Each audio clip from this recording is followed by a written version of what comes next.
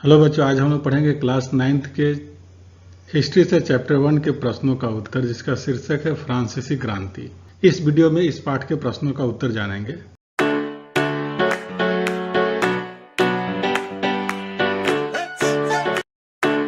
पाठ का पहला प्रश्न है, फ्रांस में क्रांतिकारी विरोध की शुरुआत किन परिस्थितियों में हुई? इस प्रश्न का उत्तर इस तरह से होगा, निम्नलिखित परिस्थितियों के कारण फ्रांस में क्रांतिकारी विरोध की शुरुआत हुई, जिसमें पहला कारण था सामाजिक परिस्थितियां। वहां पर सामंतवाद की प्रथा थी जो 3 वर्गों में बटी हुई थी, प्रथम वर्ग, द्वितीय वर्ग और तृतीय वर्ग। प्रथम स्टेट में पादरी आते थे, प्रथम वर्ग में पादरी आते थे, और दूसरे स्टेट में कुलीन तथा तीसरे स्टेट में व्यवसायी, व्यापारी, अदालती कर्मचारी, वकील, किसान, कारीगर, भूमिहीन, मजदूर एवं नौकर आते थे। ये केवल तृतीय स्टेट की ही थी जो सभी को कर देने के लिए बाध्य थे। जो तीसरे वर्ग के लोग थे वो सभी को कर देते थे। पादरी एवं कुलीन वर्ग के लोगों को सरकार को कर देने की आवश्यकता नहीं थी, उनको कर देने से छूट प्राप्त थी। सरकार को कर देने के साथ साथ तृतीय वर्ग को सरकार को कर देने के साथ साथ किसानों को, चर्च को भी कर देना पड़ता था। यह एक अन्यायपूर्ण स्थिति थी जिसने तृतीय स्टेट के सदस्यों में असंतोष की भावना को बढ़ावा दिया। दूसरा कारण था आर्थिक परिस्थितियां। सन 1774 में बुबू साम्राज्य का लुई 16वां फ्रांस के सिंहासन पर बैठा और उसने ऑस्ट्रिया की राजकुमारी मैरी एंतोइनेट से शादी की। सत्तारूढ़ होने पर उसे शाही खजाना मिला, सेना का रख रखाव, दरबार का खर्च, सरकारी कार्यालयों और विश्वविद्यालयों को चलाने जैसे अपने नियमित खर्च निपटाने के लिए सरकार कर बढ़ाने पर बाध्य हो गई। कर बढ़ाने के प्रस्ताव को पारित करने के लिए फ्रांस के सम्राट लुई 16वें ने 5 मई 1789 को स्टेट जनरल की सभा बुलाई और प्रत्येक स्टेट को सभा में एक वोट डालने का अनुमति दी गई। तृतीय स्टेट ने इस अन्यायपूर्ण प्रस्ताव का विरोध किया। उन्होंने सुझाव रखा कि प्रत्येक सदस्य का एक वोट होना चाहिए। सम्राट ने इस अपील को ठुकरा दिया तथा तृतीय स्टेट के प्रतिनिधि सदस्य विरोध स्वरूप सभा से वॉकआउट कर गए, मतलब बाहर निकल गए। तीसरा कारण था फ्रांसीसी जनसंख्या।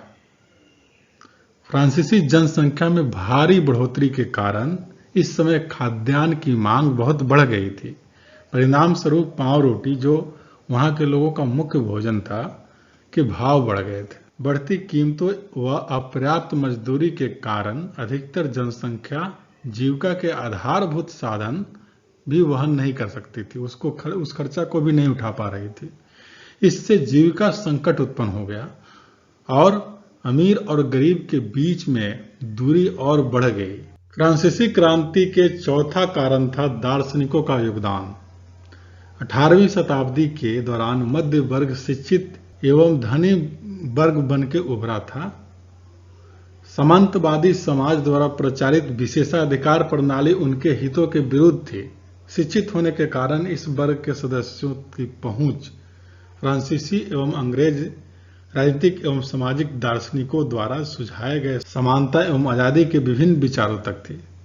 ये विचार सैलून एवं कॉफी घरों में जनसाधारण के बीच चर्चा तथा वाद विवाद के फलस्वरूप तथा पुस्तकों एवं अखबारों के द्वारा लोकप्रिय हो गई। दार्शनिकों के विचारों ने महत्वपूर्ण भूमिका निभाई। John Locke, Jean Jacques Rousseau एवं मॉन्टेस्क्यू ने राजा के दैवीय सिद्धांत को नकार दिया। पांचवा कारण था राजनीतिक कारण। तृतीय स्टेट के प्रतिनिधियों ने मिराबेओ एवं आबे सीए के नेतृत्व में स्वयं एक राष्ट्रीय सभा घोषित कर दिया एवं शपथ ली कि जब तक वे सम्राट की शक्तियों को सीमित करने व अन्यायपूर्ण विशेषाधिकारों वाली सामंतवादी प्रथा को समाप्त करने वाला संविधान नहीं बनाएंगे, जब तक सभा को भंग नहीं करेंगे। जिस समय राष्ट्रीय सभा संविधान का मसौदा बनाने में व्यस्त थी, उस दौरान सामंतों को विस्थापित करने के लिए बहुत से स्थानीय विरोध हुए थे। इसी बीच खाद्य संकट गहरा गया तथा जनसाधारण का गुस्सा गलियों में फूट पड़ा। 14 जुलाई को सम्राट ने सैनिक टुकड़ियों को पेरिस में प्रवेश करने का आदेश दिए। इसके प्रत्युत्तर में सैकड़ों क्रुद्ध पुरुषों एवं महिलाओं ने स्वयं की एक सशस्त्र टुकड़ियां बना ली। ऐसे ही लोगों की एक सेना बास्तिल किले के जेल, जहां सम्राट की निरंकुश शक्ति का प्रतीक माना जाता है, में जा घुसी और उसे नष्ट कर दिया। इस प्रकार फ्रांसीसी क्रांति का प्रारंभ हुआ। सम्राट लुई 16वें एवं उसकी रानी मेरी एंतोइनेट ने अपने विलासपूर्ण जीवन एवं खर्चीले तौर तरीके पर काफी धन बर्बाद किया। उच्च पद आमतौर पर बेचे जाते थे, पूरा प्रशासन भ्रष्ट था और प्रत्येक विभाग के अपने ही कानून थे। किसी एक समान प्रणाली के अभाव में चारों ओर भ्रम का वातावरण था। लोग प्रशासन की इस दूषित प्रणाली से तंग आ चुके थे तथा इसे बदलना चाहते थे। पाठ का दूसरा प्रश्न है, फ्रांसीसी समाज के कौन से समूहों को क्रांति से लाभ हुआ, कौन से समूहों को शक्ति त्यागने पर बाध्य कर दिया गया, समाज के कौन से वर्ग को क्रांति के परिणाम से निराशा हुई होगी। प्रश्न का उत्तर इस तरह से होगा, तृतीय स्टेट के धनी सदस्यों, जो मध्यम वर्ग कहलाता था, को फ्रांसीसी क्रांति से सबसे अधिक लाभ हुआ। इन समूहों में किसान, मजदूर, छोटे अधिकारी गण, वकील, अध्यापक, डॉक्टर एवं व्यवसायी शामिल थे। पहले इन्हें सभी कर अदा करने पड़ते थे। वह पादरी एवं कुलीन लोगों द्वारा उन्हें हर कदम पर सदैव अपमानित किया जाता था, किंतु क्रांति के बाद उन्हें उनके साथ समाज के उच्च वर्ग के समान व्यवहार किया जाने लगा। पादरियों एवं कुलीनों की शक्तियों को त्यागने पर बाध्य होना पड़ा तथा उन्हें सभी विशेषाधिकार छीन लिए गए। समाज के अपेक्षाकृत निर्धन वर्गों तथा महिलाओं को क्रांति के परिणाम से निराशा हुई, क्योंकि क्रांति के बाद समानता की प्रतिज्ञा पूर्ण रूप से फलीभूत नहीं हुई। प्रश्न है, फ्रांसीसी क्रांति से 19वीं तथा 20वीं सदी के विश्व के लोगों को मिली विरासत का वर्णन कीजिए। इसका उत्तर इस तरह से होगा, फ्रांसीसी क्रांति से 19वीं और 20वीं सदी के विश्व के लोगों को मिली विरासत इस तरह से है, जिसमें पहला है, फ्रांसीसी क्रांति मानव इतिहास की महत्वपूर्ण घटनाओं में से एक है। दूसरा, यह पहला ऐसा राष्ट्रीय आंदोलन था जिसने आजादी, समानता, भाईचारे जैसे विचारों को अपनाया।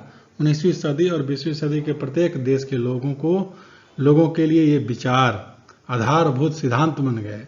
और तीसरा है, इसने यूरोप के लगभग सभी देशों एवं दक्षिण अमेरिका में प्रत्येक क्रांतिकारी आंदोलनों को प्रेरित किया। चौथा है, इसने यूरोप के विभिन्न स्थानों पर घटित सामाजिक एवं राजनीतिक बदलाव की शुरुआत की। पांचवा है, इसने मनमाने तरीके से चल रहे शासन का अंत किया तथा यूरोप एवं विश्व के अन्य भागों में लोगों के गणतंत्र के विचार का विकास किया।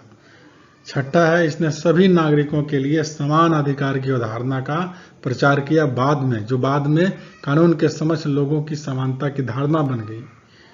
सातवां है, इसने राष्ट्र शब्द को आधुनिक अर्थ दिया तथा राष्ट्रवादी की अवधारणा को बढ़ावा दिया, जिसने पोलैंड, जर्मनी, नीदरलैंड तथा इटली के लोगों को अपने देशों में राष्ट्रीय राज्यों की स्थापना हेतु प्रेरित किया। आठवां है, इस क्रांति ने जनता की आवाज को सहारा दिया, जो दैवीय अधिकार की धारणा, समानती विशेषाधिकार, दास प्रथा एवं नियंत्रण को समाप्त करके योग्यता को सामाजिक उत्थान का आधार बनाना चाहते थे। नौवां है, राजा राम मोहन राय जैसे नेता फ्रांसीसी क्रांति द्वारा प्रचारित राजशाही एवं निरंकुशवाद के विरुद्ध प्रचारित विचारों से अत्यधिक प्रभावित थे। इस प्रकार फ्रांसीसी क्रांति का सबसे बड़ा प्रभाव विश्व भर में जन आंदोलनों के प्रभाव तथा लोगों में राष्ट्रवाद की भावना के उदय पर होना था।